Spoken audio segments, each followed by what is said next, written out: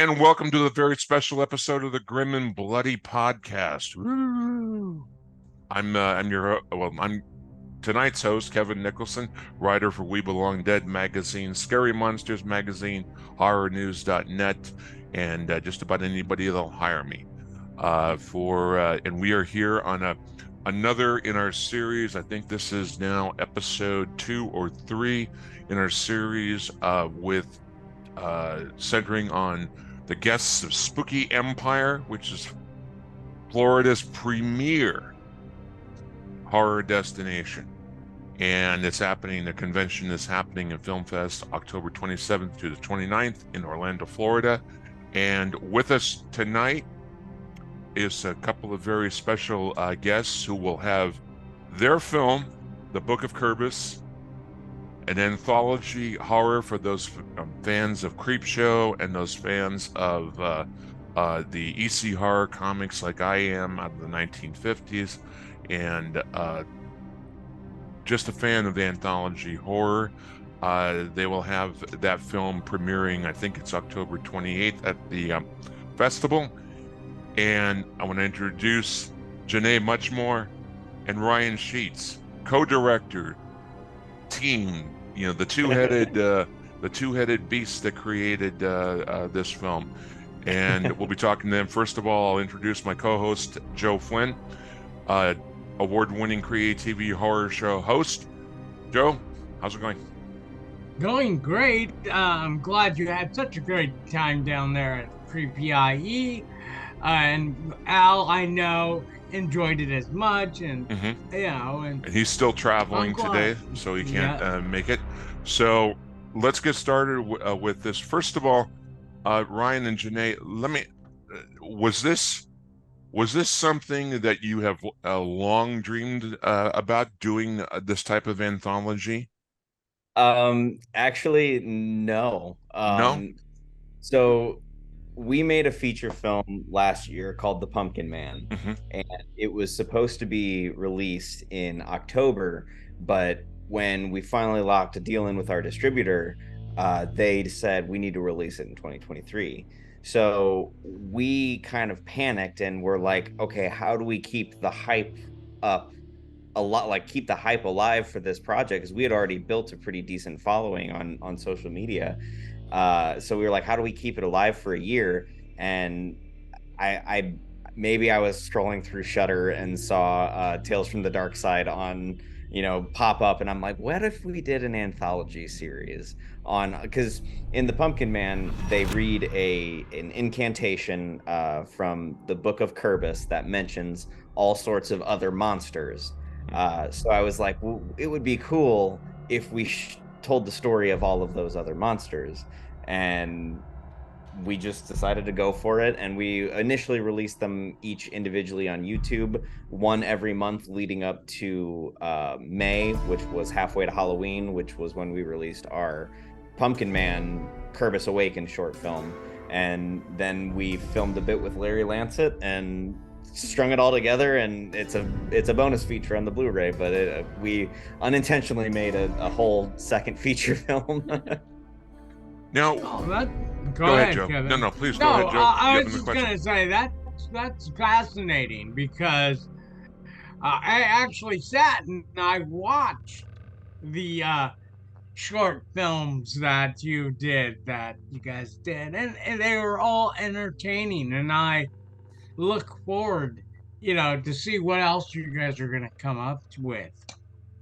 Well, thank you. Yeah, thank you. That's a huge compliment. So I like the anthology, myself, because it gives an opportunity for a director or directors to come up with something that's, each like 4 different original storylines, but there is this connecting thread. Did you see a certain sense of creativity here with doing the anthology, where you can do a little different thing with each of the stories? Oh yeah, for sure. Absolutely. I think one thing that bothers me the most about how creative we were was that one of them we filmed in December, so we had our Christmas decorations up. So Yeah. it kind of looks a little random, but we ended up tying it together in a different short film where the character of that one screams, "Ugh, I hate candy corn and like Halloween in general." So we kind of established that his character maybe wasn't the biggest fan of Halloween. So we did get a little crazy. We didn't take ourselves too seriously. It was a time to experiment new things that we can do, just to kind of up our film game. And I think my favorite part about like the creative side of it is I researched a lot of the different creatures of Samhain, and like delved deep into all of those creatures' little quirks and things, and then I took those concepts and created my own characters with the same sort of names. My favorite of which is the one that Janae directed, Cat Scratch, which has the goblin, because that one is the most tied to the Samhain folklore. But it was really fun to like take all of these different characters and creatures that have already existed and make them our own. Actually, the story I was really kind of hooked on was, and maybe it's a Scrooge, thing that gets me, was your opening story, with the uptight businessman who is, they can work on Christmas. This is, there's nothing wrong with it. There's nothing illegal about it. Get them, to work just before he is killed by the Santa dressed. It looks almost like a Grinch, a little bit, but something decidedly more demonic.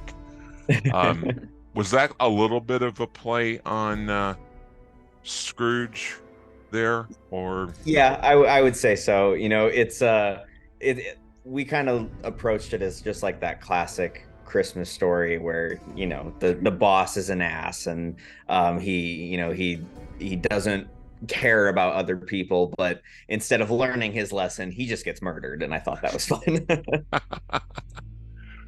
So, how did you folks get involved with Spooky Empire? What attracted you to that? Well, in 2021, we made a short film called The Pumpkin Man Demon of Fall, and that we submitted that to Spooky Empire, and we actually won what was it called? Florida Spotlight? Florida Spotlight, yeah. Yeah, it was the Florida Spotlight Award that we had won for that Pumpkin Man short film, and that is kind of what lit the fire underneath us to go out and try to make a feature film version of that short. And we just had such a great experience with us, and I kind of look at that as like ground zero of where all of this started.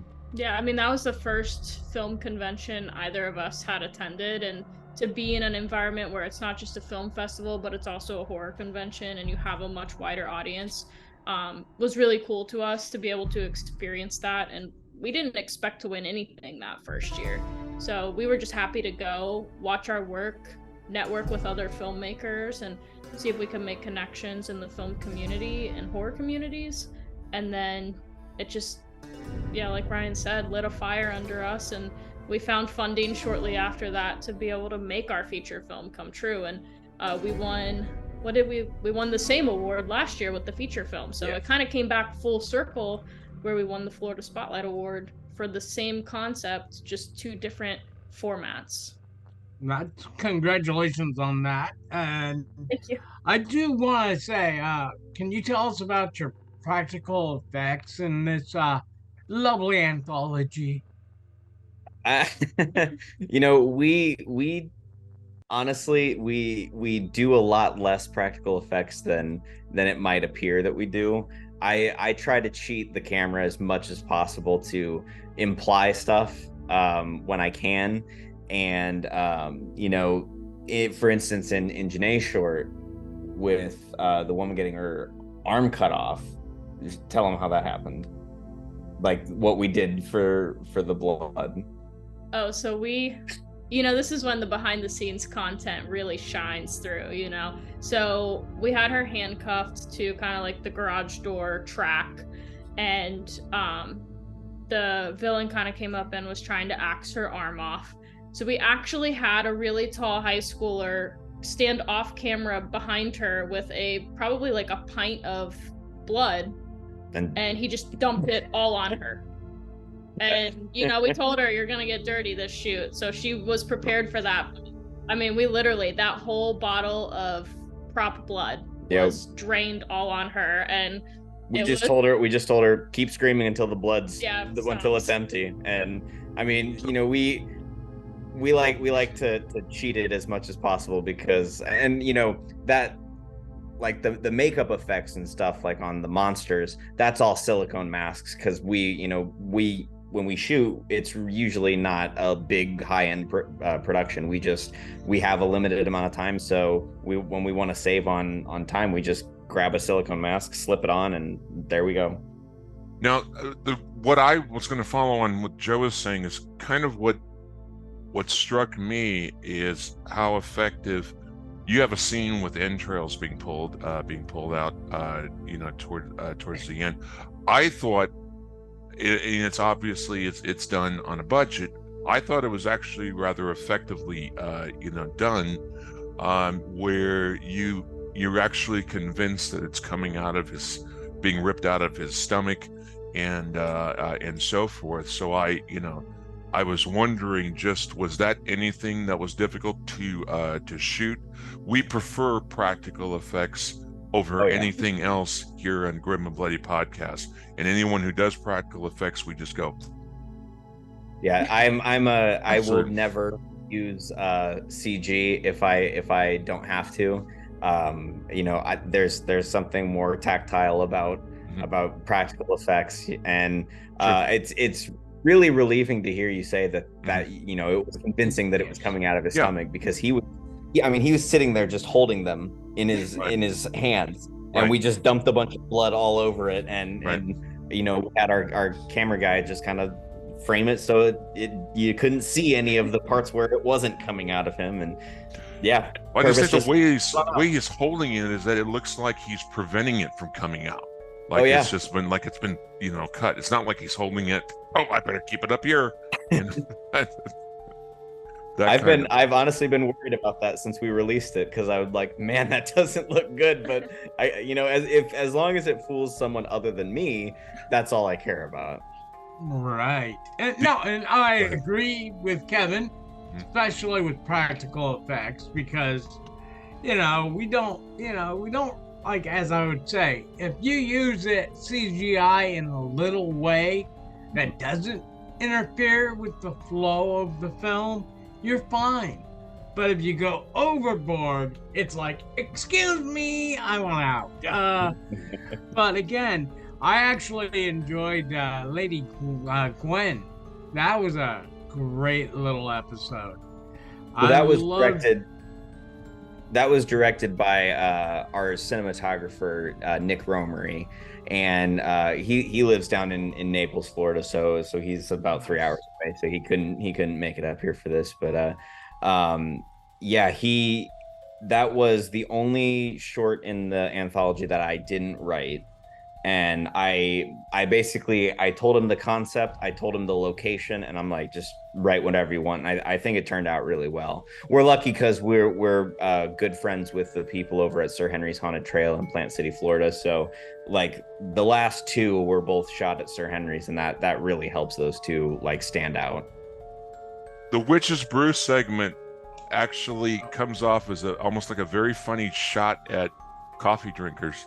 People who are dependent on coffee.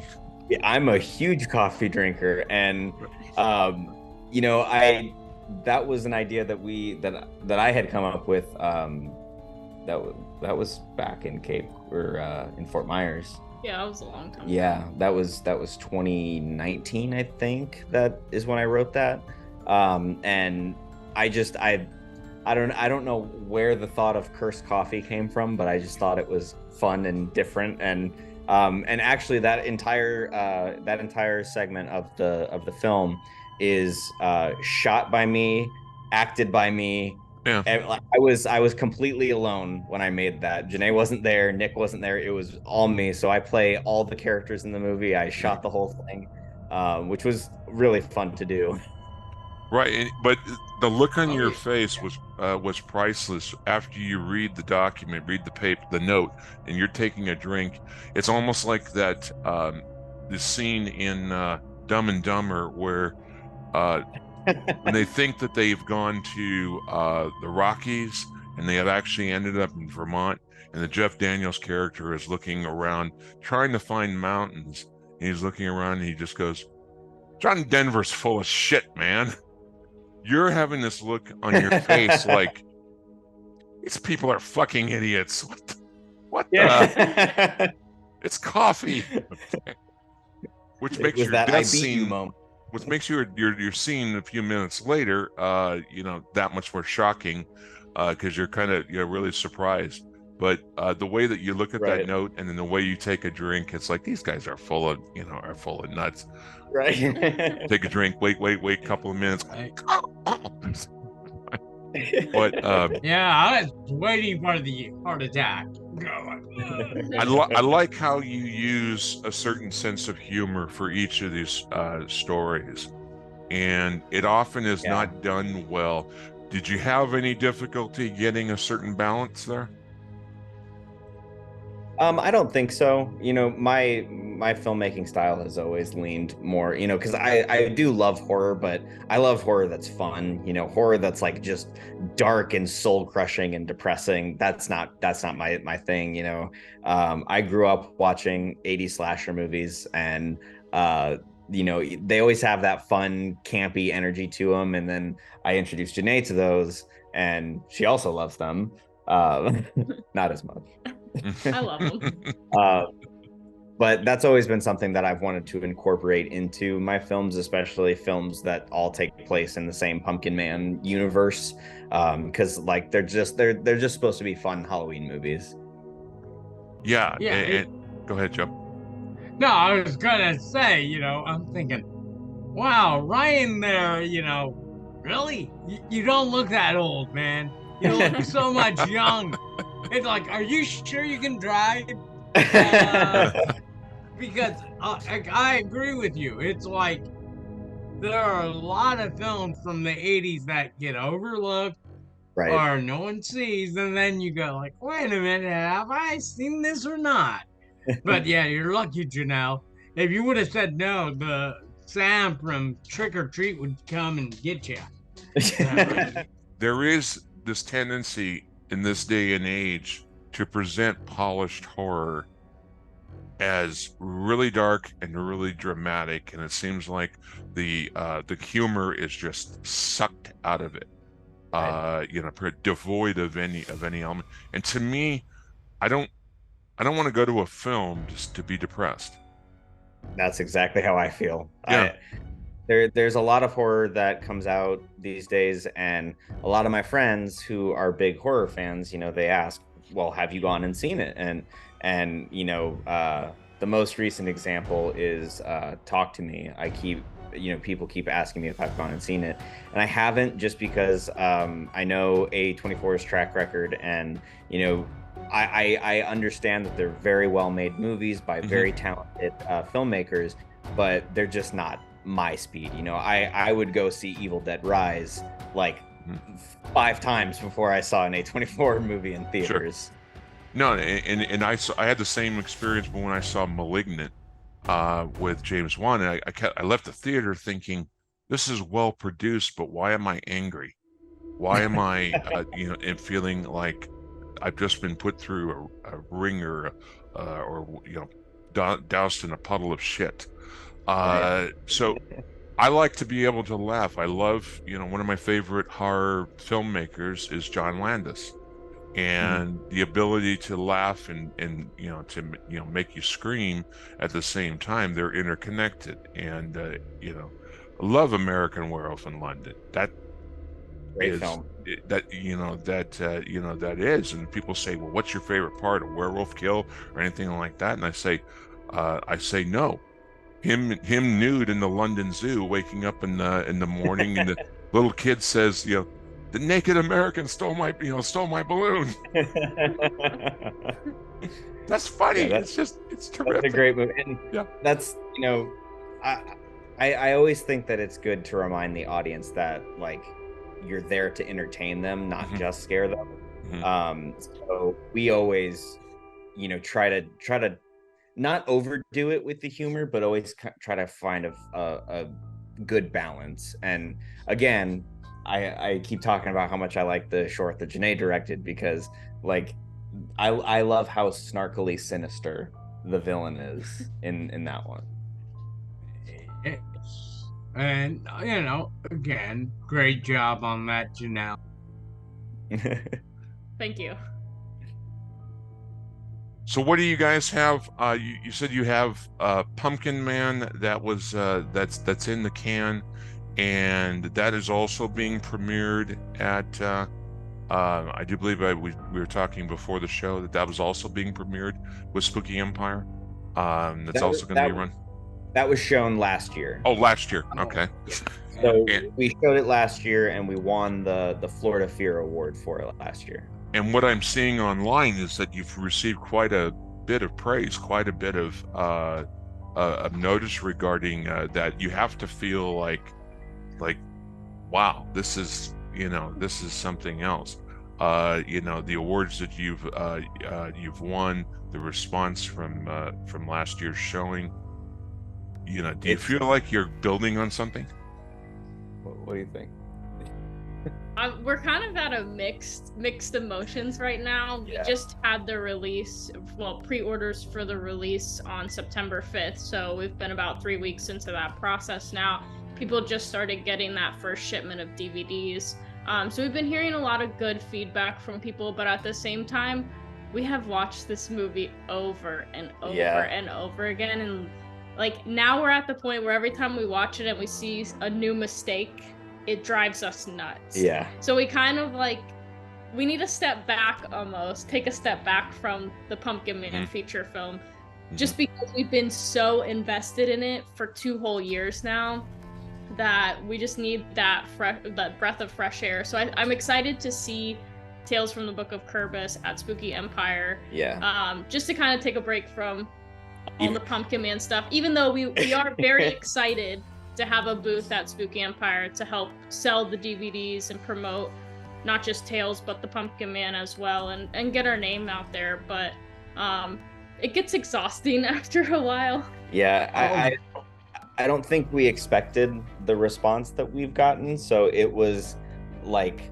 it slowly started to grow, and then I would say around the May-ish, it really started to take off, especially when we were at a different convention in Florida, and we started to get our name more out there and associated with us and the character.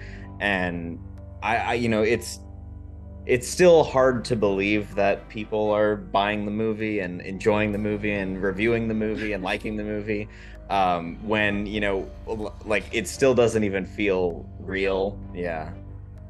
Oh yeah, no, and I get that. It's like wait a minute, I made a movie, people actually like it? No, I can't believe it, Your Honor. Judge Judy, send me to prison. No, but again, as I said, I am looking forward to seeing what you guys have coming up next, which is going to be quite fascinating. I can already tell you what it is. Come on, tell us something. It will be the Pumpkin Man 2. So there are so many unanswered questions in part 1. I'm always curious on this. Was it really partially during the filming of the first Pumpkin Man that you decided, hey, this needs a sequel? We know this is going to be a sequel. It was before we even started shooting the first one. He's had the whole trilogy mapped out in his head for probably ever since he started this project in college. Yeah. Thank you, David Howard Green. What? Goodness, great. Or thank you, Russo brothers, and the Marvel. And the Marvel. I've got the entire universe planned out.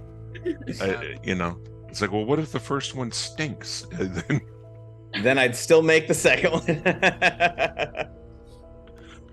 But So that one. So when does that start filming? Or are you in the concept stage for it still? So we just finished the script about a month ago. So we're gonna refine that over the next few months, and then early 2024 we're looking at starting filming tentatively. But yeah, it's gonna be a much more ambitious project than the first film.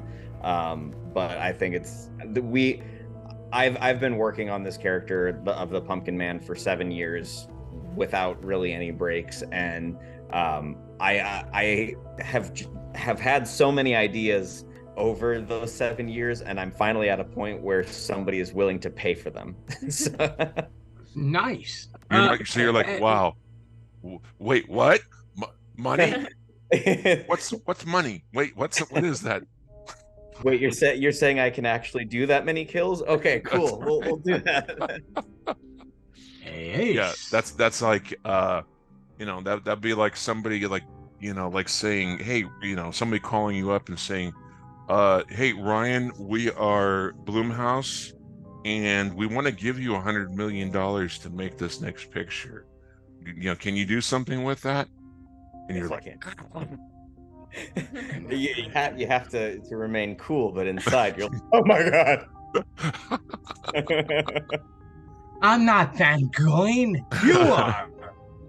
No, but yeah, I'm gonna just basically ask this question as I normally ask all of our guests. Where can our listeners follow you to?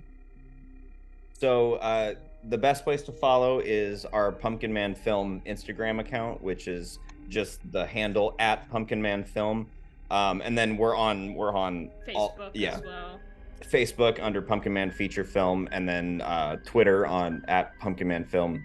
And then you can buy the Pumpkin Man at screamteamreleasing.com, and the Pumpkin Man DVD and Blu-ray both come with the bonus feature of the feature film version of Tales from the Book of Kurbis as an added bonus. So right now everybody can go watch the short films individually on YouTube, but if you buy the Blu-ray, you get the added bonus of listening to Larry Lancet introduce all of the films and be our awesome narrator. I want Larry to be the narrator of my life. Okay? Can we arrange that? He is that good. He is that good. It's like James Earl Jones. You just want to hear him talk. Yeah. Welcome to the life of Kevin Nicholson as he walks around in the sunny skies of California. Oh, oops, sorry. So I have to ask you guys if you can stand up. I'm amazed at the shirt that you're wearing. Can you show that on? Wait a minute. Where can folks get this? So those will also be available. They're not available yet, but on screamteamreleasing.com, where you can go get the Blu-ray. We just sent all of our merchandise over to them. So there are Pumpkin Man t-shirts, Tales from the Book of Kurbis t-shirts.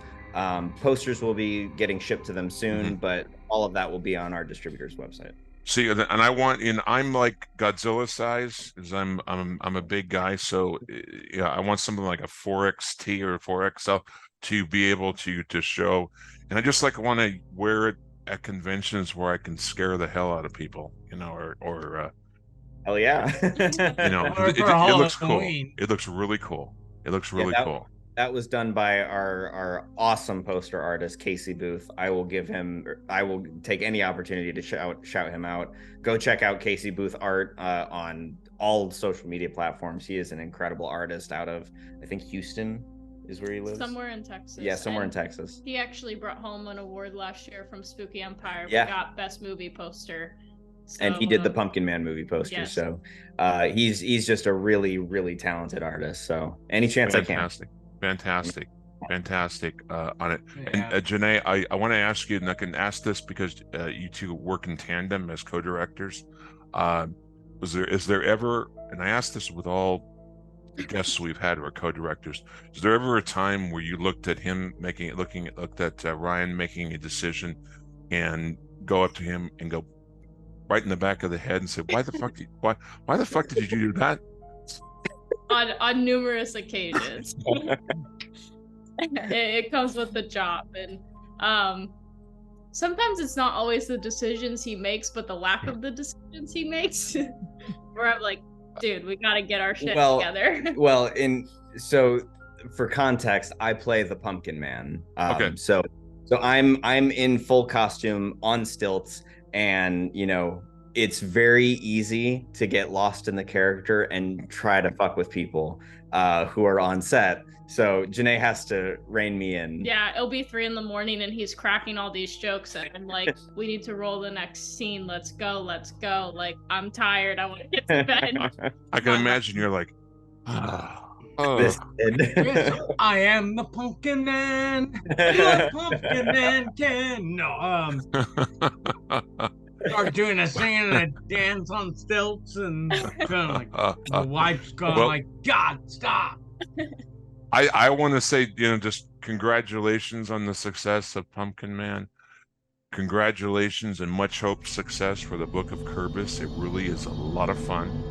And it really brings back the joy of the anthology, horror film, with each individual interesting story with a wrap up. And like I said, you're only as good as your narrator, the crypt keeper, so to speak, the guy who is just what they call the linking narrative. And Larry Lansell is just as good as they come regarding that. He's actually the creator of Reading Rainbow. That's right? Yes. Yeah. That's right. I knew I remember. I thought I remembered that name from before. I didn't. You know what? I was a 20-something when Reading Rainbow was on in the 80s. I still gravitated to it. Yeah. Not just because LeVar Burton, hosting it, and I'm always a huge LeVar Burton fan, but I liked the stories that that came out, that were told, about children who can do things, who can, there's have these wonderful attributes, and there's these very positive stories that are being told. Larry, creating that, I can see that. Yeah, now he's scaring the hell out of kids.